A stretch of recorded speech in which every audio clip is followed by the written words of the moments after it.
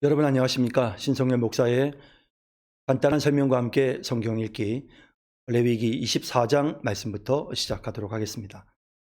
레위기 24장 말씀을 제가 읽겠습니다. 여호와께서 모세에게 말씀하여 이르시되 이스라엘 자손에게 명령하여 불을 켜기 위하여 감람을 찢어낸 순결한 기름을 네게로 가져오게 하여 계속해서 등잔불을 켜 둘지며 아론은 회막안 증거계 휘장 밖에서 저녁부터 아침까지 여호와 앞에 항상 등잔불을 정리할지니 이는 너희 대대로 지킬 영원한 규례라. 그는 여호와 앞에서 순결한 등잔대 위에 등잔불을 항상 정리할지니라. 너는 고운 가루를 가져다가 떡 12개를 굽되 각 덩이를 10분의 2 에바로 하여 여호와 앞 순결한 상 위에 두 줄로 한 줄에 6씩 진설하고 너는 또 정결한 유향을 그 각 줄 위에 두어 기념물로 여호와께 화제를 삼을 것이며 안식일마다 이 떡을 여호와 앞에 항상 진설할지니 이는 이스라엘 자손을 위한 것이요 영원한 언약이니라. 이 떡은 아론과 그의 자손에게 돌리고 그들은 그것을 거룩한 곳에서 먹을지니 이는 여호와의 화제 중 그에게 돌리는 것으로서 지극히 거룩함이니라. 이는 영원한 규례니라. 이스라엘 자손 중에 그의 어머니가 이스라엘 여인이요 그의 아버지는 애굽 사람인 어떤 사람이 나가서 한 이스라엘 사람과 진영 중에서 싸우다가 그 이스라엘 여인의 아들이 여호와의 이름을 모독하며 저주함으로 무리가 끌고 모세에게로 가니라. 그의 어머니의 이름은 슬로미시요 단 지파 디브리의 딸이었더라. 그들이 그를 가두고 여호와의 명령을 기다리더니 여호와께서 모세에게 말씀하여 이르시되 그 저주한 사람을 진영 밖으로 끌어내어 그것을 들은 모든 사람이 그들의 손을 그의 머리에 얹게 하고 온 회중이 돌로 그를 칠지니라. 너는 이스라엘 자손에게 말하여 이르라. 누구든지 그의 하나님을 저주하면 죄를 담당할 것이요 여호와의 이름을 모독하면 그를 반드시 죽일지니 온 회중이 돌로 그를 칠 것이니라. 거류민이든지 본토인이든지 여호와의 이름을 모독하면 그를 죽일지니라. 사람을 쳐 죽인 자는 반드시 죽일 것이요 짐승을 쳐 죽인 자는 짐승으로 짐승을 갚을 것이며 사람이 만일 그의 이웃에게 상해를 입혔으면 그가 행한 대로 그에게 행할 것이니 상처에는 상처로 눈에는 눈으로 이에는 이로 갚을지라.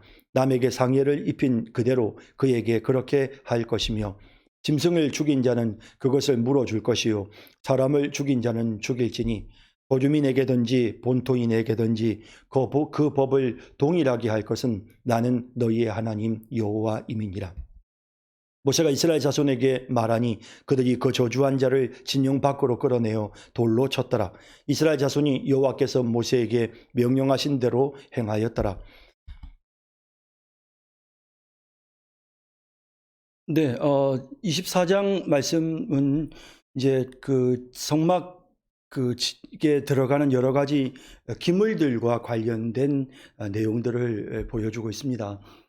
여호와께서 모세에게 말씀하여 이르시되 이스라엘 자손에게 명령하여 불을 켜기 위하여 감람을 찌어낸 순결한 기름을 네게로 가져오게 하여 계속해서 등잔불을 켜 둘지며 이제 성소 안으로 들어가면 이미 우리가 출애굽기에서 봤습니다마는 이제 성막 안으로 들어가면 그러면 이제 성소가 있고 또 그 안에 또 휘장을 지나면 지성소가 있잖아요. 그러니까 지성소로 들어가기 전에 그 앞에 성소에 들어가다 보면 이렇게 들어갔을 때 대제사장이 들어가는 방향은 서쪽을 보고 들어갑니다. 그래서 서쪽을 보고 들어가면 이제 좌측편은 북쪽이겠죠. 그래서 북쪽으로 이제 그 좌측편에 이제 등대가 이제 놓여 있는 겁니다. 그리고 이제 우측편으로는 이제 떡상이 놓여 있고요. 그리고 그 앞에는 이제 분향단이 있는데 지금 이제 먼저 나오는 거는 그 등대 7개의 가지가 있는 그 등대에 등잔불이 항상 켜 있도록 해야 된다는 거죠. 그렇게 하기 위해서 감람유를 가지고 순결한 기름을 짜서 등잔불을 켜라라고 말씀하고 있습니다. 아론은 회막안 증거계 휘장 밖에서 저녁부터 아침까지 여호와 앞에 항상 등잔불을 정리할지니 이는 너희 대대로 지킬 영원한 규례라. 저녁부터 아침까지 그 불이 항상 등잔불이 그 안에 켜져 있을 수 있도록, 그래서 정리하는, 불이 도중에 꺼져버리는 일들이 생기지 않도록 정리하는 이런 일들을 하게 되는 것입니다. 그는 여호와 앞에서 순결한 등잔대 위에 등잔불을 항상 정리할지니라. 너는 고운 가루를 가져다가 떡 12개를 굽되 각 덩이를 10분의 2 에바로 하여. 자, 그러니까 이제 이거는 이제 무엇입니까? 이거는 이제 그 떡상, 그러니까 들어갈 때 남쪽으로 있는, 그러니까 이렇게 성소 안으로 들어가다 보면 지성소를 앞에 바라보고 남쪽 편, 그러니까 우측편으로 떡상이 놓여 있었습니다. 그래서 그 떡상에 이제 떡을 12개를 구워서, 그래서 그 각 덩이를 10분의 2 에바 정도 되도록 해서 구워서 12개를 구워서 6개씩 놓는 거죠. 자, 여호와 앞 순결한 상 위에 2줄로 한 줄에 6씩 진설하고, 너는 또 정결한 유향을 그 각 줄 위에 두어, 이제 그 위에 떡 위에 유향을 두어서, 향기로운 유향을 두어서 기념물로 여호와께 화제를 삼을 것이며, 안식일마다 이 떡을 여호와 앞에 항상 진설할지니 안식일이 되면 새 것을 넣고, 그 다음에 또 일주일이 지나면 또 다시 꺼내고 물리고 또 새로운 것을 넣는, 이렇게 하라는 거죠. 이는 이스라엘 자손을 위한 것이요 영원한 언약이니라. 이렇게 이제 성소 안으로 들어갔을 때 좌측편에 있는 등불, 등잔대와 등대와 그리고 우측편에 있는 떡상은 이 모든 성전의 기물들은, 성막의 기물들은 다 우리에게 신약시대 예수님을 상징하는 거잖아요. 그러니까 예수님이 빛 대신 예수 그리스도, 생명의 떡이 되시는 예수님을 우리에게 보여주는 그런 모습으로 우리가 그 상징을 이해할 수가 있습니다. 이 떡은 아론과 그의 자손에게 돌리고 그들은 그것을 거룩한 곳에서 먹을지니 이는 여호와의 화제 중 그에게 돌리는 것으로서 지극히 거룩함이니라. 이는 영원한 규례니라. 그래서 이 떡은 이제 제사장이 먹을 수 있게 하셨습니다. 이스라엘 자손 중에 그의 어머니가 이스라엘 여인이요. 한 가지 사건이 일어나네요. 그의 아버지는 애굽 사람인 어떤 사람이 나가서 한 이스라엘 사람과 진영 중에서 싸우는 일이, 사람이 살다 보면 이런저런 일들이 있을 수 있는데요. 안타깝게도 상당히 심한 싸움이 일어났던 것 같습니다. 그 이스라엘 여인의 아들이 여호와의 이름을 모독하며 저주하는 이러한 죄를, 사실은 이제 하나님의 계명이 계속해서 선포되고 있고 어떤 경우에도 하나님의 이름을 저주하거나 모독해서는 안 된다라고 하는 그런 분명한 법령이 선포가 되었단 말이죠. 그런데 그 선포된 법령을 어기고 죄를 지은 것입니다. 감정이 격해져서 그랬겠죠. 그러나 어쨌든 하나님께서 분명히 금하신 죄를 범한 것입니다. 무리가 끌고 모세에게로 가니라. 그의 어머니의 이름은 슬로밋이요 단 지파 디브리의 딸이었더라. 그들이 그를 가두고 여호와의 명령을 기다립니다. 여호와께서 모세에게 말씀하여 이르시되 그 저주한 사람을 진영 밖으로 끌어내어 그것을 들은 모든 사람이 그들의 손을 그의 머리에 얹게 하고 온 회중이 돌로 그를 칠지니라. 자, 이제 공의로우신 하나님께서 본인이 선포하신 그 법령대로 되도록 하나님이 조치하시는 것입니다. 이것은 이미 법에 정해져 있었고 하나님이 그 백성들에게 선포하셨던 내용이었기 때문에 그대로 지금 이렇게 온 회중을 돌로 치는, 그리고 이 일에 있어서 중요한 것은 뭐냐면 그 저주하는 말을 들은 사람들이, 그들이 목격자였고 그들이 증인이죠. 이 사람들이 이제 그에게 죄가 있음을 머리에 얹어서 그의 죄를, 유죄를 선언하고 그리고 난 다음에 돌로 그를 치게끔 조치를 취하는 이와 같은 안타까운 일이 일어나게 되는 것입니다. 그래서 법을 어겼는데 하나님께서 이스라엘 백성들에게 하나님의 공의로운 법을 지금 출애굽기, 레위기, 신명기 이런 성경 말씀을 통해서 계속해서 하나님의 법령이 선포되고 있는데 이 법령을 어기는 최초의 법령을 어기는 사람이 발생했단 말이죠. 당연히 공의로우신 하나님께서 그 법령을 어긴 자에게 조치를 취하시는 것은 너무나도 당연한 일인 것입니다. 그래서 그 하나님께서 말씀하신 대로 그렇게 조치토록 하십니다. 너는 이스라엘 자손에게 말하여 이르라. 누구든지 그의 하나님을 저주하면 죄를 담당할 것이요. 다시 한번 이런 잘못을 범하지 못하도록 하나님께서 이 계명을 다시 한번 말씀하십니다. 여호와의 이름을 모독하면 그를 반드시 죽일지니 온 회중이 돌로 그를 칠 것이니라. 거주민이든지 본토인이든지 여호와의 이름을 모독하면 그를 죽일지니라. 어쨌든 이 사람들도 이제 하나님의 회중이 들어왔기 때문에, 회중 안으로 들어온 사람들이기 때문에 거주민이 되었든지 아니면 이 사람이 본토인이 되었든지 여호와의 이름을 모독하면 그를 죽이는 것은 너무나도 당연한 것입니다.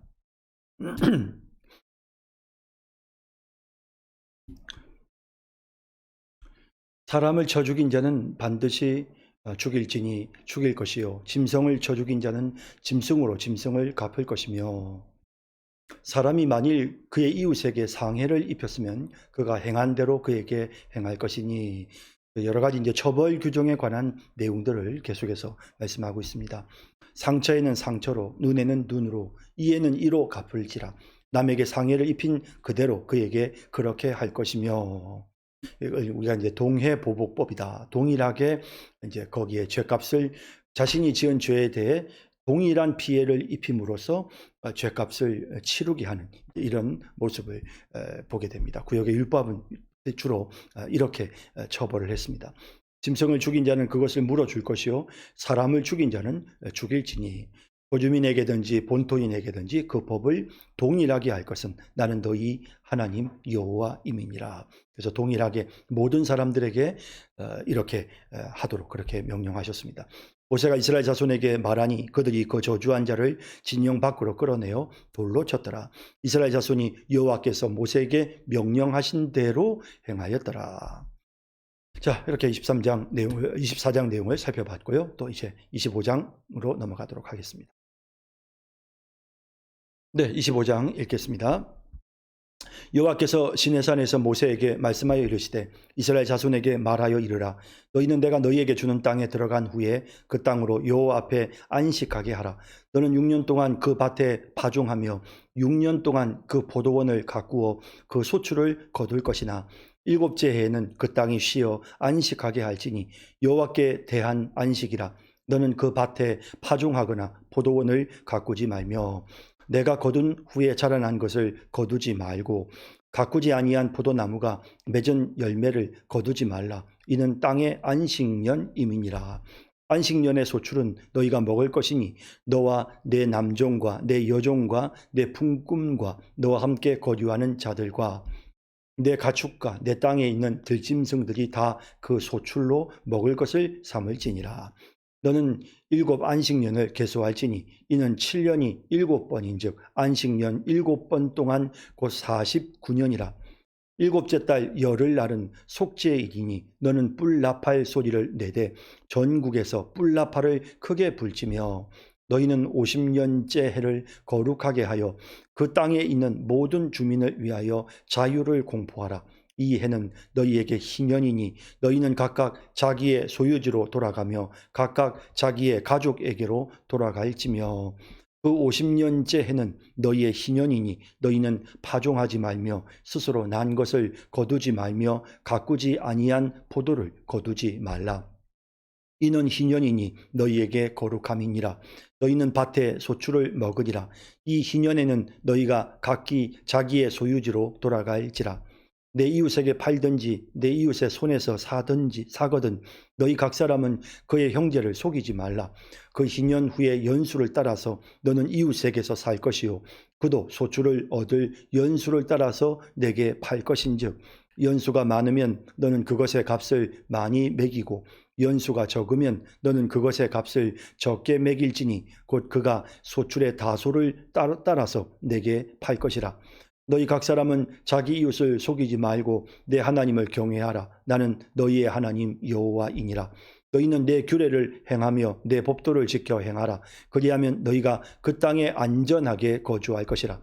땅은 그것의 열매를 내리니 너희가 배불리 먹고 거기 안전하게 거주하리라. 만일 너희가 말하기를 우리가 만일 7째 해에 심지도 못하고 소출을 거두지도 못하면 우리가 무엇을 먹으리요 하겠으나 내가 명령하여 6째 해에 내 복을 너희에게 주어 그 소출이 3년 동안 쓰기에 족하게 하리라. 너희가 8째 해에는 파종하려니와 묵은 소출을 먹을 것이며 9째 해에 그 땅에 소출이 들어오기까지 너희는 묵은 것을 먹으리라. 토지를 영구히 팔지 말 것은 토지는 다 내 것임이니라. 너희는 거주민이요 동거하는 자로서 나와 함께 있느니라. 너희 기업의 온 땅에서 그 토지 무르기를 허락할지니 만일 내 형제가 가난하여 그의 기업 중에서 얼마를 팔았으면 그에게 가까운 기업 물을 자가 와서 그의 형제가 판 것을 물을 것이요 만일 그것을 물을 사람이 없고 자기가 부유하게 되어 물을 힘이 있으면 그 판 해를 계수하여 그 남은 값을 산 자에게 주고 자기의 소유지로 돌릴 것이니라.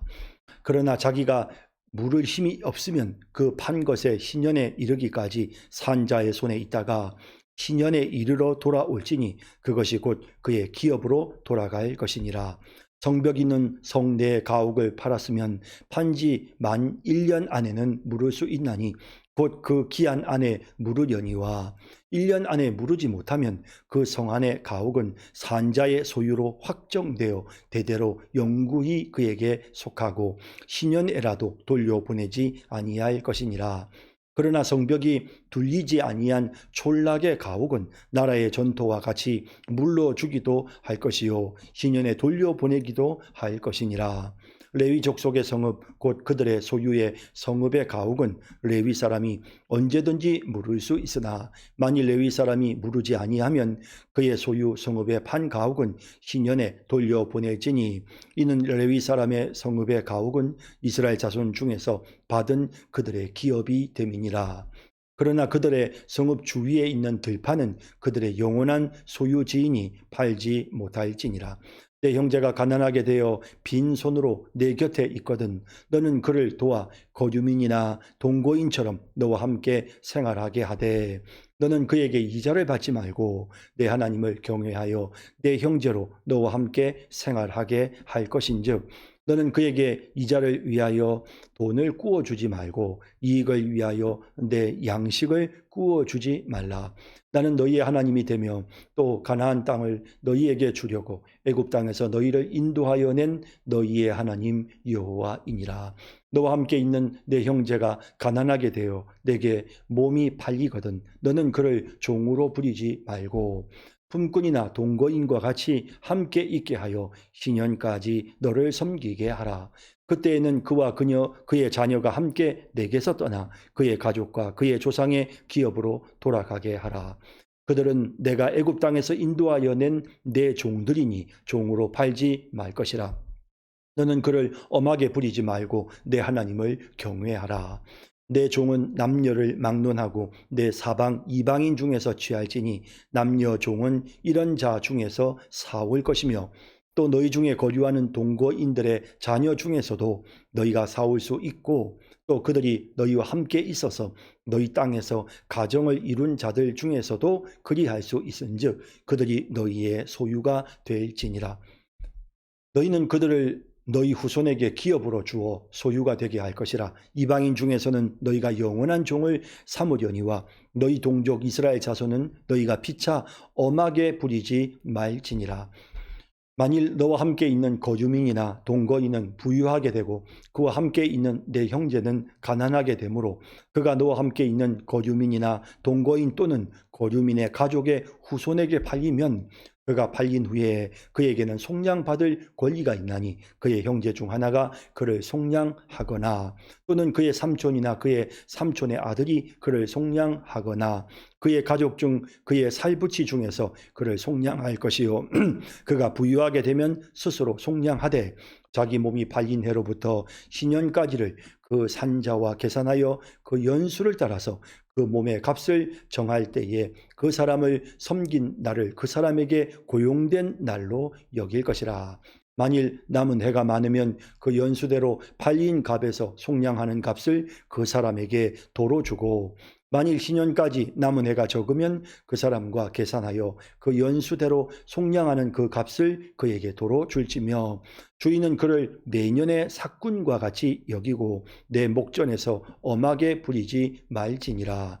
그가 이같이 속량되지 못하면 기년에 이르러는 그와 그의 자녀가 자유하리니 이스라엘 자손은 나의 종들이 됨이라. 그들은 내가 애굽 땅에서 인도하여 낸 내 종이요 나는 너희의 하나님 여호와이니라. 아멘. 네, 레위기 25장 말씀 함께 살펴보도록 하겠습니다. 네, 레위기 25장.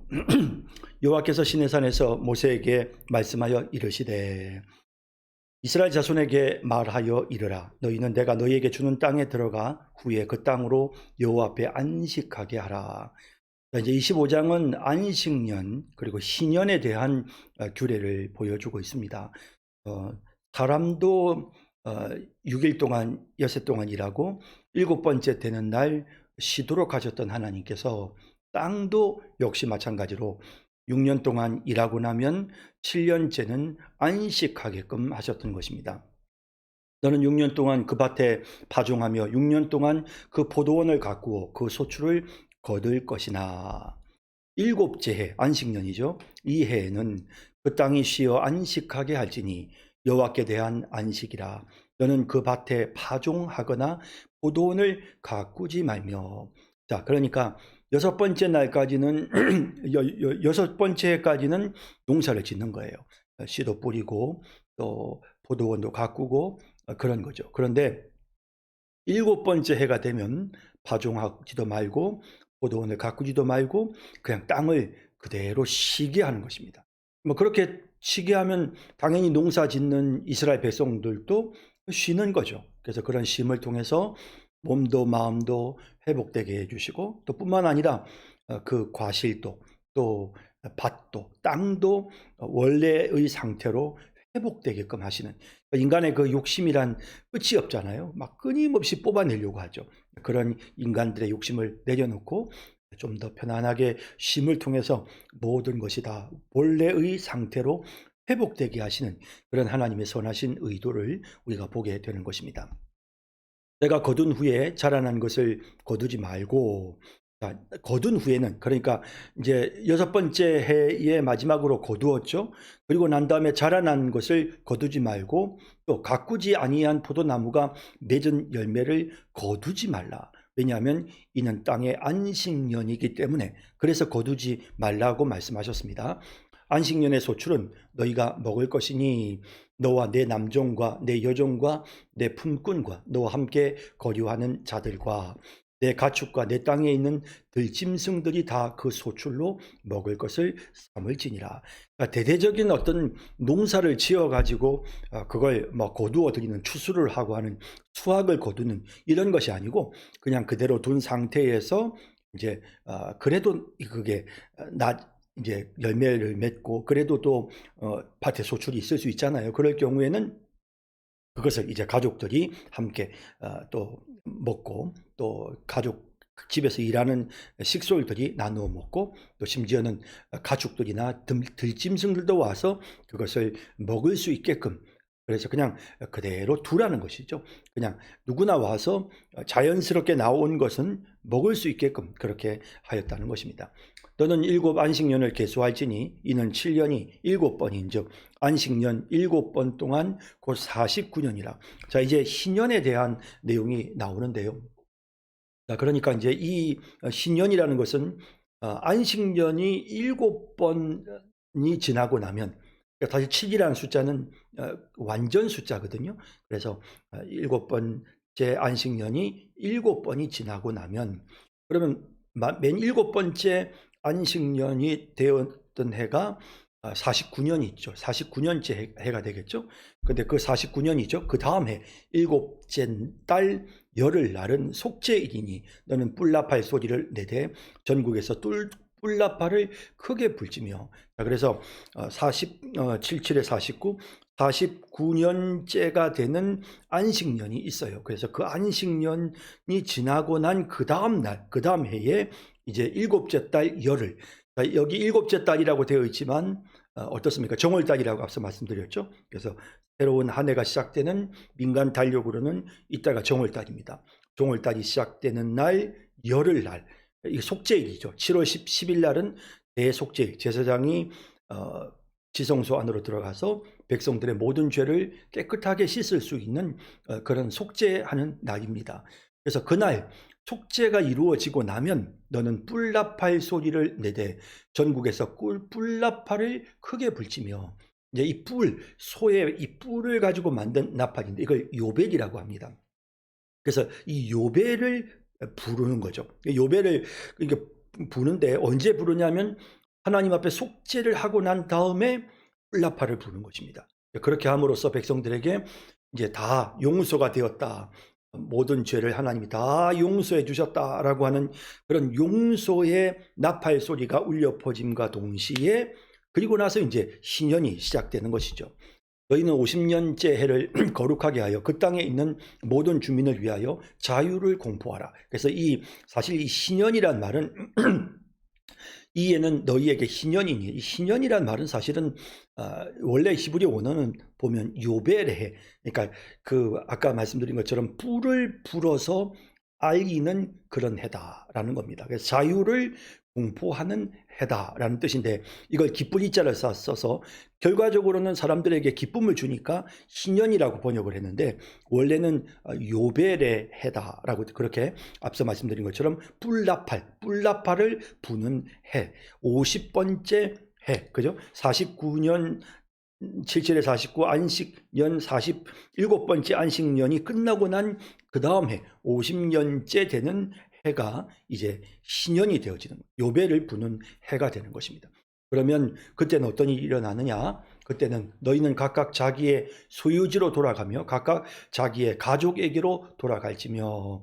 자, 이제 이 신년이 단순히 땅에 대한 그런 신년, 그러니까 그냥 단순히 안식년에 대한 뭐 토지를 시기하고 하는 이런 정도의 개념이 아니라 모든 것을 다 정상으로 회복시키는 거죠. 예를 들면 그 신년이 되었을 때는 예를 들어 토지를 하나님께서 각 지파별로, 각 집안별로 다 나누어 주셨습니다. 그래서 그 토지가 본인에게로 다시 돌아오게 되는, 그래서 우리 조상이 가난해서, 우리 부모가 가난해서 그 토지를 팔았어요. 팔았지만 신년이 되면, 그 요벨을 부는 그 해가 되면 다시 그 후손들이 그 조상이 팔아버렸던 그 땅을, 토지를 다시 되찾을 수 있게 되는 거죠. 혹은 뭐 우리 부모가 너무 가난해서 안타깝게도 내가 남의 종이 되었어요. 그런데 신년이 되어지면 종이 되었던 자리에서 풀려나게 되는, 그래서 완전히 자유를 얻게 되는 그와 같은 조치가 이루어졌던 것이죠.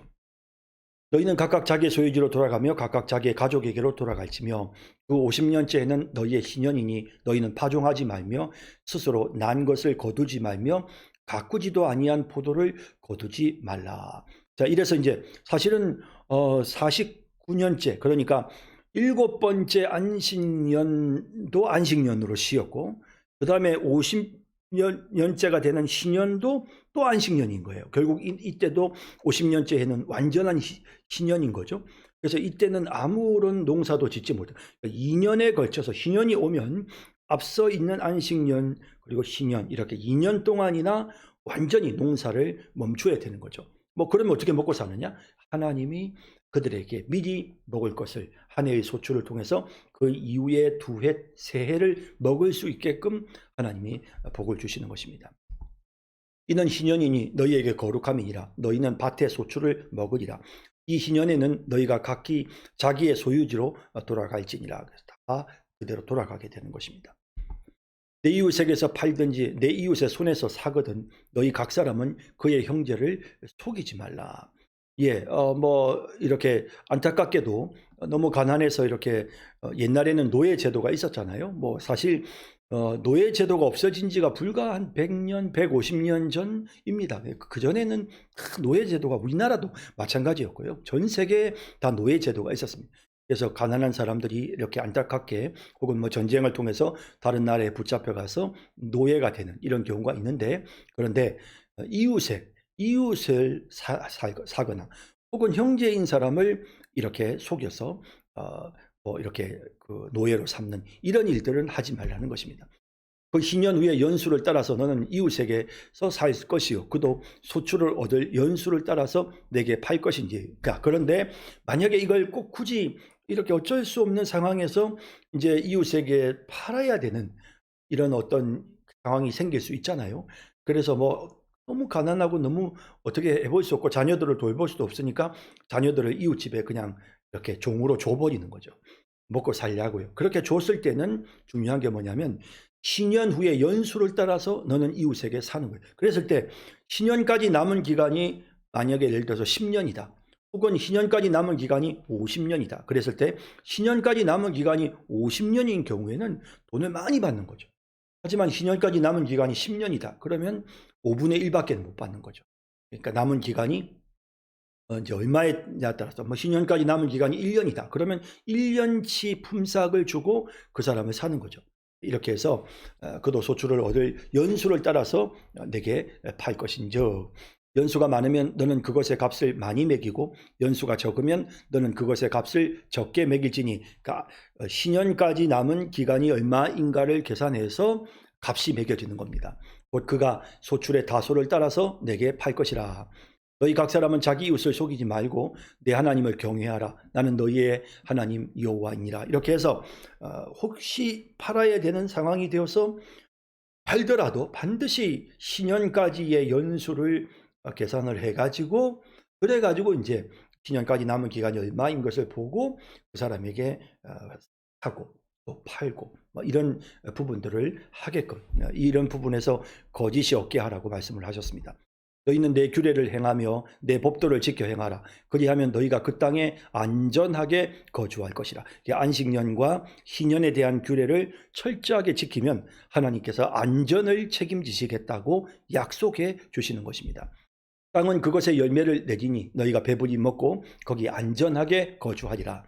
만일 너희가 말하기를 우리가 만일 7째 해에 심지도 못하고 소출을 거두지도 못하면 우리가 무엇을 먹으리요 하겠으나 당연히 안식년을 지키려고 7번째 해에 지금 이제 안식년을 지켜야 되잖아요. 이럴 때 이런 염려가 생기는 건 너무나도 당연하거든요. 그래서 소출을 거두지도 못하면 우리가 무엇을 먹으리요 하겠으나 내가 명령하여 6째 해에 내 복을 너희에게 주어 그 소출이 3년 동안 쓰기에 족하게 할 것이다. 그러니까 자 이거 어떤 개념이냐면요. 6번째 해에 농사를 지었어요. 그러면 그 해 농사를 지은 것을 가지고 그 해 먹죠. 그리고 7번째 해는 안식년이니까 아예 못 먹죠. 그리고 그 다음에 또 8번째 해에 또 농사를 지어서 거기서 소출이 날 때까지는 못 먹잖아요. 그러니까 적어도 한 3년 정도 기한 동안 정말 먹을 게 없는 거예요. 안식년 한 번을 지키려면 3년 동안 보릿고개예요. 그런 힘든 부분들을 하나님께서 어떻게 해결해 주시느냐? 6째 해에 하나님이 충분하게 쓰기에 족할 만큼 3년치 식량을 주시겠다라는 것이죠. 이것이 하나님의 약속에 대한 이제 믿음인 거예요. 그러니까 이런 믿음이 있어야만 이런 하나님의 계명을 지킬 수가 있고 또 이런 하나님의 명령을 지키는 가운데서 진짜 하나님이 돌보시는구나. 하나님께서 6년 6번째에 주신 그 소출을 가지고 우리가 정말 3년 동안 쓰기에 정말 족하구나 하는 것을 백성들이 깨닫고 배우는, 하나님이 채워주시는 것을 경험함으로써 이 백성들의 믿음이 점점 더 강화되는 결과에 이르게 되는 것입니다. 너희가 8째 해에는 파종하려니와 묵은 소출을 먹을 것이며 9째 해에 그 땅에 소출이 들어오기까지 너희는 묵은 것을 먹으리라. 8째에는 씨를 뿌리지만 묵은 소출을 이제 먹게 되고요. 그러니까 8째에는 아무래도 이제 그게 이제 그래서 고전까지, 그러니까 안식년 그 이전에 했던 묵은 소출을 먹을 것이며, 하지만 9째 해에 그 땅에 소출이 들어오기까지 너희는 계속해서 묵은 것을 먹어야 되는 이런 모습을 보게 되지요. 예. 토지를 영구히 팔지 말 것은 토지는 다 내 것임이니라. 너희는 거주민이요 동거하는 자로서 나와 함께 있느니라. 하나님께서 이 토지에 관련해서는 아주 명확한 지침을 주셨는데요. 이스라엘 백성들에게 토지는 내 것이다 라고 말씀하셨습니다. 그리고 그들에게 토지를 맡기셨죠. 위임하셨고 토지를 관리하게 하셨습니다. 그래서 각 지파별로, 각 가정별로, 집안별로 하나님이 토지를 나누어 주신 것입니다. 너희 기업의 온 땅에서 그 토지 무르기를 허락할지니. 자, 이제 무른다는 표현은 뭐냐면 그러니까 이게 예를 들어서 토지가 이렇게 이제 내가 이걸 팔아버렸어요. 그랬을 때 그냥 나 물을래. 무르는 게 가능해. 그러니까 토지는 언제든지 무를 수가 있었어요. 그러니까 나 팔았는데 후회해. 나 지금 다시 그거 나 다시 받아야 되겠어. 지금 우리가 무슨 매매 같은 경우는 매매 계약서 쓰고 서로 이제 지불이 되면 그다음 끝이잖아요. 그죠? 소유권이 넘어가 버리면 끝이잖아요. 하지만 하나님이 토지에 있어서는 본주인에게 돌려보낼 수가 있어요. 본주인이 원하기만 하면 언제든지 물을 수 있게끔, 팔아버렸지만 다시 내가 물을 수 있게끔 그 계약을 파기시킬 수 있게끔 하셨습니다. 만일 내 형제가 가난하여 그의 기업 중에서 얼마를 팔았으면 그에게 가까운 기업 물을 자가 와서 그의 형제가 판 것을 물을 것이요. 그런데 본인이 팔았는데 내가 경제적인 여유가 있으면 당연히 내가 다시 되살 수 있지만, 내가 여유가 부족할 경우에는 내 형제가 와서 그것을 대신해서 물러줘야 되는 거예요. 물을 수가 있는 거예요. 그래서 우리 형이 그거 참 힘들어서 팔은 모양인데 내가 돈 줄 테니까 다시 돌려주시오 하면 그건 돌려줘야 되고, 그렇게 그 대신 기업을 무르는 이런 가까운 친족을 성경에서 기업 물을 자다라고 이렇게 표현을 하고 있습니다. 만약 그것을 물을 사람이 없고 자기가 부유하게 되어 물을 힘이 있으면 당연히 이렇게 할 수 있죠. 그 판회를 계수하여 그 남은 값을 산자에게 주고 자기의 소유지로 돌릴 것이니라. 이렇게 해도 되는 것입니다. 그러나 자기가 물을 힘이 없으면 그 판 것이 신년에 이르기까지 산자의 손에 있다가 신년이 이르러 돌아오게 되는 거죠. 그래서 무조건 신년까지를 계산해서 넘겨주는 거고요. 그리고 신년이 되면 자동으로 본주인에게로 돌아옵니다. 그것이 곧 그의 기업으로 돌아갈 것이니라. 이런 제도들을 통해서 가난이 되물림되지 않게끔, 종이라든지 가난이라든지 이런 궁핍함이 그 후손들에게 되물림되지 않고 때가 되면 다시 되찾을 수 있게끔 하나님이 이렇게 조치를 취하시는 겁니다. 부동산에 있어서 개인이 그것을 독점할 수 없도록 하나님이 그렇게 법을 제정하셨습니다. 성벽 있는 성 내 가옥을 팔았으면 판지 만 1년 안에는 물을 수 있나니 곧 그 기한 안에 물으려니와. 자, 근데 이제 성벽 안에 있는 가옥은요, 이거는 뭐냐면 이거는 하나님이 토지를 나누어 주실 때 성벽 안에는 토지를 나눠 주지 않으셨어요. 성 바깥에 토지를 다 나눠 주셨거든요. 그러니까 성벽 안에 하나님께서 별도로 토지를 분배해 주지 않은 것에 대해서는 자기들끼리 그것을 매매할 수 있도록 하나님이 그렇게 하셨다는 거고요. 1년 안에 무르지 못하면 그 성 안의 가옥은 산자의 소유로 확정되어 대대로 영구히 그에게 속하고 신년에라도 돌려보내지 아니할 것이니라. 그러나 성벽이 둘리지 아니한 촌락의 가옥은, 성벽이 바깥을 이렇게 성이 싸고 있는 성벽이 둘리지 아니한 그런 농촌에 있는 가옥은 나라의 전토와 같이 물러주기도 할 것이요 신년에 돌려보내기도 할 것이니라. 그래서 촌락을 형성한 이런 가옥의 경우에는 조금은 더 자유롭게 그렇게 하나님이 되도록 하셨습니다. 레위 족속의 성읍 곧 그들의 소유의 성읍의 가옥은 레위 사람이 언제든지 물을 수 있으나, 레위 지파들에게 주신 성읍은 이제 이게 그 성 자체가 레위 지파들에게만 딱 주셨어요. 그래서 그 이스라엘에 보면 48개의 성읍이 딱 레위 지파들에게만 특징적으로 딱 주어졌기 때문에 그것은 레위 지파의 소유입니다. 그래서 다른 지파 사람들이 그걸 일부 사더라도 신년이 되면 반드시 돌려줘야 됐고, 또 레위 사람들이 언제든지 그거는 우리 레위 사람 토지니까 내놓으시오 라고 하면서 돈을 값을 지불하면 언제든지 이미 팔았다 하더라도 다시 그 계약을 파기하고 물을 수가 있었던 것입니다. 만일 레위 사람이 무르지 아니하면 그의 소유 성읍의 판 가옥은 희년에 돌려보내지니 이는 레위 사람의 성읍의 가옥은 이스라엘 자손 중에서 받은 그들의 기업이 됨이니라. 이렇게 하나님이 주신 기업은 이렇게 절대로 다른 사람이 소유할 수가 없었던 것입니다. 그러나 그들의 성읍 주위에 있는 들판은 그들의 영원한 소유 주인이 팔지 못할지니라. 그러니까 레위인들의 경우에는 이렇게 좀 소유지를 아예 팔지를 못하게 했습니다. 그래서 이 말은 무슨 말이냐면 레위인들의 경우는 이스라엘 백성들이 11조를 통해서 그들이 먹고 살게끔 했단 말이죠. 그러니까 그들이 가난해져서는 안 되는 거예요. 레위인들이 가난해서 자기의 소유를 판다? 이거는 백성들이 제대로 된 11조를 안 하고 있다는 사실을 보여주는 거죠. 그래서 그렇게 아예 레위인들의 소유지는 절대 팔지 못하게끔 하셨고요. 내 형제가 가난하게 되어 빈손으로 내 곁에 있거든 너는 그를 도와 거주민이나 동거인처럼 너와 함께 생활하게 하고 자비를 베풀어서 함께 가난해진 형제를 같이 생활하게 했습니다. 너는 그에게 이자를 받지 말고 내 하나님을 경외하여 내 형제로 너와 함께 생활하게 할 것인즉 형제들에게는 당연히 이렇게 자비를 베풀라 하셨습니다. 너는 그에게 이자를 위하여 돈을 구워주지 말고 이익을 위하여 내 양식을 구워주지 말아라 라고 말씀하셨고요. 나는 너희 하나님이 되며 또 가나안 땅을 너희에게 주려고 애굽 땅에서 너희를 인도하여 낸 너희의 하나님 여호와이니라. 그래서 하나님께서 이 말씀을 하시는 거예요. 그러니까 이 명령을 그대로 따라야 한다는 것이죠. 너와 함께 있는 내 형제가 가난하게 되어 내게 몸이 팔리거든 너는 그를 종으로 부리지 말고 같은 유대인들끼리 같은 이스라엘 백성들끼리 이렇게 팔고 사는 일이 생기더라도 너는 그를 종으로 부리지는 말고 품꾼이나 동거인과 같이 함께 있게 하여 신년까지 너를 섬기게 하라. 그러니까 신년이 되면 돌려보내는데 어쨌든 다른 이런 이방인들 종이라든지 뭐 이런 사람들과는 다르게 그들을 대하라는 것입니다.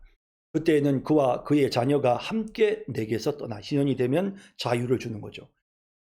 그의 가족과 그의 조상의 기업으로 돌아가게 하라. 당연히 신년이 되면 자기 부모의 토지로 다시 돌아가서 그걸 받을 수 있으니까 내가 남의 집에 종으로 살 필요가 없는 거예요. 그래서 우리 부모의 그 토지를 다시 돌려받고 가서 거기 가서 농사 지으면 되니까요. 그들은 내가 애굽 땅에서 인도하여 낸 내 종들이니 종으로 팔지 말 것이라. 그래서 절대 이스라엘 백성들, 하나님의 언약 백성들은 종으로 사고 팔 수 없도록 하나님이 규정을 정하셨습니다. 너는 그를 엄하게 부리지 말고 내 하나님을 경외하라. 내 종은 남녀를 막론하고 내 사방 이방인 중에서 취할지니 남녀 종은 이런 자 중에서 사올 것이며 이방인 중에서 종을 취하라고 말씀을 하셨고요. 또 너희 중에 거주하는 동거인들의 자녀 중에서도 너희가 사올 수 있고 또 그들이 너희와 함께 있어서 너희 땅에서 가정을 이룬 자들 중에서도 그리할 수 있은즉 그들이 너희의 소유가 될지니라. 그래서 이제 뭐 아브라함의 후손 언약 백성이 아닌 그냥 이스라엘 백성들과 함께 동거하는 뭐 나중에 가나안 사람들도 일부 있었고요. 또 애굽으로부터 온 그런 이방 민족들도 있었습니다. 이런 사람들이 이렇게 종으로서 될 수가 있었던 겁니다. 너희는 그들을 너희 후손에게 기업으로 주어 소유가 되게 할 것이라. 이방인 중에서는 너희가 영원한 종을 삼으려니와 너희 동족 이스라엘 자손은 너희가 피차 엄하게 부리지 말지니라. 같은 동족끼리는 절대로 이렇게 함부로 대할 수 없게끔 명령하셨습니다. 만일 너와 함께 있는 거주민이나 동거인은 부유하게 되고 그와 함께 있는 내 형제는 가난하게 되므로 그가 너와 함께 있는 거주민이나 동거인 또는 거주민 가족의 후손에게 팔리게 되는 이런 일도 있을 수 있잖아요. 그러니까 이방 사람에게 내 동족이 팔리는 거죠. 그가 팔린 후에 그에게는 속량받을 권리가 있나니 그의 형제 중 하나가 그를 속량하거나 또는 그의 삼촌이나 그의 삼촌의 아들이 그를 속량하거나 그의 가족 중 그의 살프지 중에서 그를 속량할 것이요 그가 부유하게 되면 스스로 속량하되. 자, 그래서 이스라엘 백성들의 경우에 혹시라도 뭐 다른 이방인들의 이렇게 이렇게 종이 된다든지 이럴 경우에 반드시 속량되어져야 된다. 그래서 하나님의 백성들이 누군가의 종으로 살지 못하게끔 하나님이 그리하시는 것입니다. 자기 몸이 팔린 해로부터 희년까지를 그 산자와 계산하여 그 연수를 따라서 그 몸의 값을 정할 때에 그 사람을 섬긴 날을 그 사람에게 고용된 날로 여길 것이다. 그래서 섬긴 날만큼 고용된 날로 여기고 나머지 기간을 계산해서 기년까지 기간을 계산해서 다시 이제 값을 지불하면 그 사람은 이제 자유인이 되는 것입니다. 만일 남은 해가 많으면 그 연수대로 팔린 값에서 속량하는 값을 그 사람에게 도로 주어야 되고요. 만일 신년까지 남은 해가 적으면 그 사람과 계산하여 그 연수대로 속량하는 그 값을 그에게 도로 줄지며. 예, 그래서 뭐 예를 들어서 내가 100만 원을 주고 50년을 계약을 했어요. 그랬는데 내가 40년 동안 신년까지 50년 남았는데 100만 원을 받고 팔려갔어요. 그런데 40년 동안 일했고 그리고 내가 신년까지 20년 남았어요. 10년 남았어요. 그럴 경우 어떻게 될까요? 그럴 경우에는 당연히 내가 20만 원만 주면 되는 거예요. 그죠? 이런 식의 5분의 1만 주면 되니까 이런 식의 방법으로 셈법을 계산을 해서 항상 신년을 염두에 두고 파고 사는 일들을 하게끔, 그래서 신년이 되면 무조건 원래의 상태로 돌아가게끔 하나님이 그렇게 선처하셨던 것입니다. 주인은 그를 매년의 삭군과 같이 여기고 내 목전에서 엄하게 부리지 말지니라. 엄하게 부려서는 안 됩니다. 그가 이같이 속량되지 못하면 희년에 이르러는 그와 그의 자녀가 자유하리니 이스라엘 자손은 나의 종들이 됨이라. 그들은 내가 애굽 땅에서 인도하여 낸 내 종이요 나는 너희의 하나님 여호와이니라. 하나님의 백성이, 하나님의 종이 다른 인간들의 종이 되도록 하지 않으시는 그런 하나님의 선한 의도를 보게 됩니다. 25장에서는 신년과 안식년 제도에 대한 부분들을 보았습니다. 이렇게 함으로써 가난이 대물림되지 않도록 하셨고 또 억압받는 그런 종의 삶이 대물림되지 않게끔 하나님께서 하시는, 자기 백성들을 지키시고 평안하게 보호하시며 조금 더 욕심 없이 안식년도 지키면서 여유를 가지고 살게 하시는 이런 하나님의 선하신 의도를 우리가 보게 되는 것입니다. 자, 오늘 여기까지 하겠습니다. 여러분 수고 많으셨습니다.